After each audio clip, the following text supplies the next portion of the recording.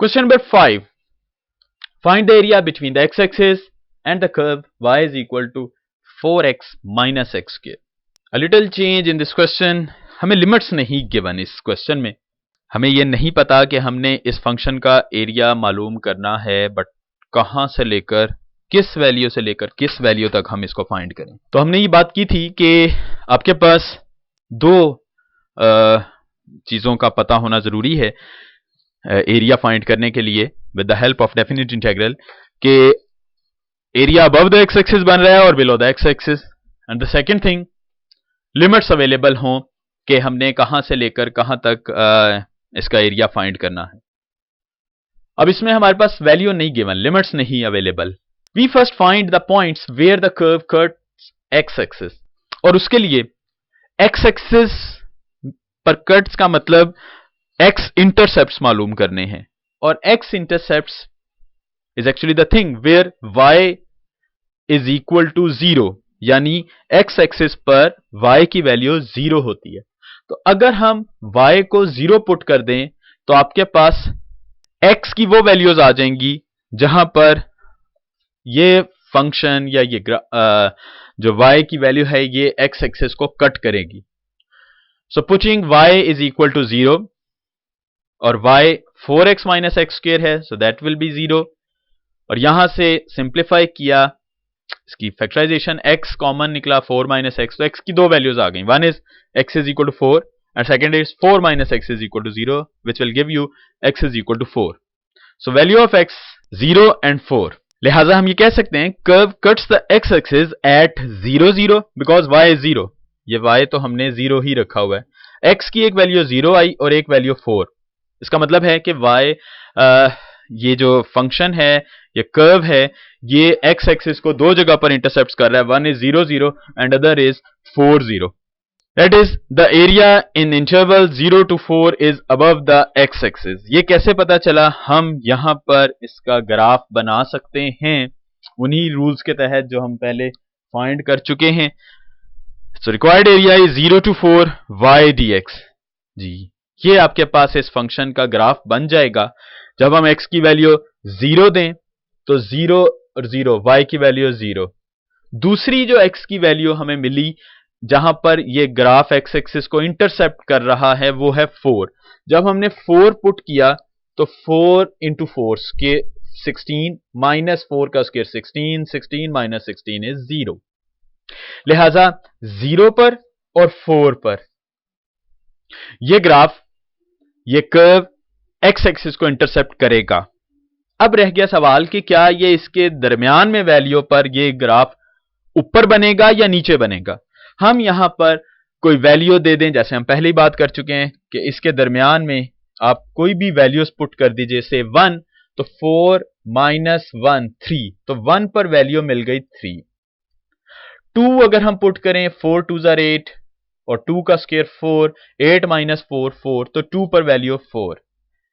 3 4 3 jar 12 minus 9, तो आपके पास value मिल गई 3 अगर पुट करें 3 4 जार 12 माइनस 3 का स्क्वायर 9, 12 माइनस 9 3, तो आपके पास ये वैल्यू आ गई. अब हमारे पास ये जो ग्राफ बन रहा है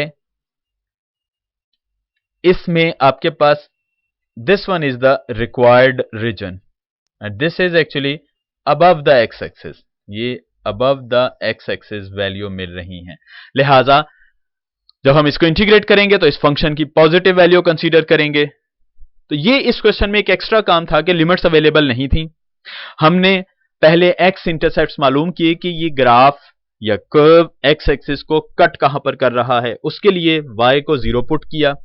x की वैल्यूज हमारे पास आ गई. One is 0 and other is 4. इसका मतलब हुआ कि हमने डिसाइड किया कि ये कर्व एक्स एक्सिस को इन दो पॉइंट्स पर कट करेगा, ये 0 और 4, ये दो पीक पॉइंट्स. इसके बाद हमने इनके दरमियान में वैल्यूज चेक कर ली, अबव एक्स एक्सिस मिल रही थी. इसका मतलब है कि ये पॉजिटिव वैल्यू के साथ इंटीग्रेट कर लेंगे इस फंक्शन को. इंटीग्रेशन हम जानते हैं बहुत इजीली कर लेंगे 4x और x स्क्वायर की. So this is the integration 4x minus x square dx. x 4 constant होने की वजह से outside the integral integration x की और इंटीग्रेशन एक्स स्क्वायर की, ये आप बहुत इजीली कर सकते हैं। फिर हम लिमिट्स अप्लाई कर देंगे, अपर और लोअर लिमिट, और ये एलसीएम लेने के बाद आपके पास 32/3 is your required area. Question number 6, determine the area bounded by the parabola y is equal to X square plus 2x minus 3। जी, ये पैराबोला हम इसको कंप्लीटली पढ़ेंगे चैप्टर नंबर 6 में। फिलहाल उसने मतलब ये इसका जो ग्राफ बन रहा है दैट इज पैराबोलिक शेप। हमने इस कर्व के अंडर और जो इस कर्व में एरिया बाउंड हो रहा है and between the X axis वो मालूम करना है। तो करेंगे तो बहरहाल इसकी इंटीग्रेशन ही, क्योंकि डेफिनेट इंटीग्रल एरिया रिटर्न करता है। लेकिन इस क्वेश्चन में भी ये प्रॉब्लम है कि एक्स की वैल्यू अवेलेबल नहीं है कि ये कहां पर एक्स एक्सिस को कट कर रहा है। अगर वैल्यू दी जाए तब तो हम वहां से उन दो वैल्यूज के अगेंस्ट एरिया निकाल लेते हैं, लेकिन अगर वैल्यूज ना हो एक्स की के कौन सी वैल्यूज के अगेंस्ट एरिया मालूम करना है, तब हम एक्स इंटरसेप्ट्स मालूम करते हैं, जैसा हमने प्रीवियस क्वेश्चन में किया। So we first find the points where the curve cuts the X axis and putting y is equal to 0, X square plus 2x minus 3 is equal to 0। Quadratic equation factorisation की, factors बनाए x plus 3 and x minus 1। So values of x are minus 3 and 1। ये दो values मिल गई। इसका मतलब है ये x intercepts हैं एक्चुअली, क्योंकि ये दो x की वैल्यू मिली हैं जब y को 0 रखा था। इसका मतलब हुआ कि ये कर्व x एक्सिस को इन दो वैल्यूज पर कट करेगा, या हम कह सकते हैं curve cuts the x axis at these 2 points. One is minus 3 0 because y is 0 and other is 1 0. This one is the graph of this function कि ये minus 3 पर, this is minus 3 and this one is 1. अब 1 पर भी ये graph x axis को cut कर रहा है ये कर्व, और minus 3 पर भी कर रहा है। जी, अब देखिए आप यहां पर हमें क्वेश्चन को देखकर अंदाजा नहीं होगा कि ये अबव द एक्स एक्सिस बन रहा है या बिलो द एक्स एक्सिस बन रहा है, लिहाजा हमें ये जरूरी है कि इसमें हम इसका ग्राफ बना लें कि ये अबव द एक्स एक्सिस या बिलो द एक्स एक्सिस। दो पीक पॉइंट्स पर हम ये बात कर चुके हैं, दो पीक पॉइंट्स पर तो आपको ये वैल्यूज मिल गई। अब इनके दरमियान से -2, -1, 0, इन पर इसका बिहेवियर क्या है। अगर ये अबव होता तो ये पॉजिटिव वैल्यू से इंटीग्रेट होना था, लेकिन अगर हम ये -2 पुट करें तो -2 का स्क्वायर, ये -2 की वैल्यू अगर y में पुट करें तो -2 का स्क्वायर 4, -2 -4 और -3 ये कैंसिल हो गया तो -3 आंसर मिल रहा है। इसका मतलब है -2 पर वैल्यू मिल रही है -3। जी, ये -3 is actually this x value, -3 y की वैल्यू, दिस वन इज -1, -2, -3 ये वैल्यू मिली। तो अब आपको अंदाजा हो जाएगा सिर्फ ये एक ही वैल्यू लगाने से, ये दो पीक पॉइंट्स पर तो y की वैल्यू 0 मिल रही है, लेकिन हम एक पहली वैल्यू ही चेक करें -2 पर तो बिलो द एक्स एक्सिस। इसका मतलब है हमें अंदाजा हो जाएगा इस जगह पर कि ये below the X axis graph बनेगा। हम 0 पर चेक कर लें तो 0, 0, -3, 0 पर भी -3 मिल रहा है, ये देखिए 0 पर भी -3। तो जब ग्राफ की शेप है this will be actually below the X axis and area will be this one which is all below the X axis. और हमने ये डिसाइड किया था इस एक्सरसाइज के स्टार्ट में कि अगर वैल्यू या area below the X axis cover हो रहा हो तो फिर जब हम इसको डेफिनेट इंटीग्रल की मदद से सॉल्व करेंगे तो माइनस बाहर लगाएंगे और फिर इस फंक्शन को इंटीग्रेट करेंगे। लिहाजा ये हमने बात की कि y is less than 0 for -3 to 1, -3 और 1 के दरमियान ये y वैल्यू लेस देन 0 है।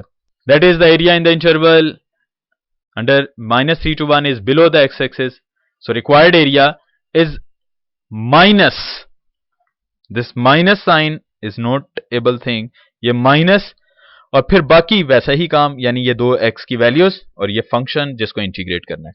तो this one is important point कि हमारे पास इस जगह पर below the X axis graph बन रहा था तो हमें फिर माइनस लगाकर इंटीग्रेट करना पड़ेगा।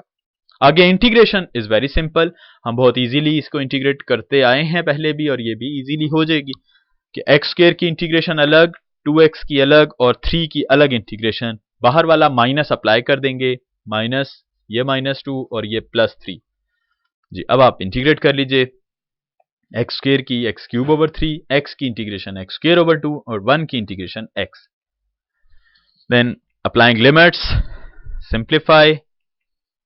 So this one is 32/3 is required area of this problem.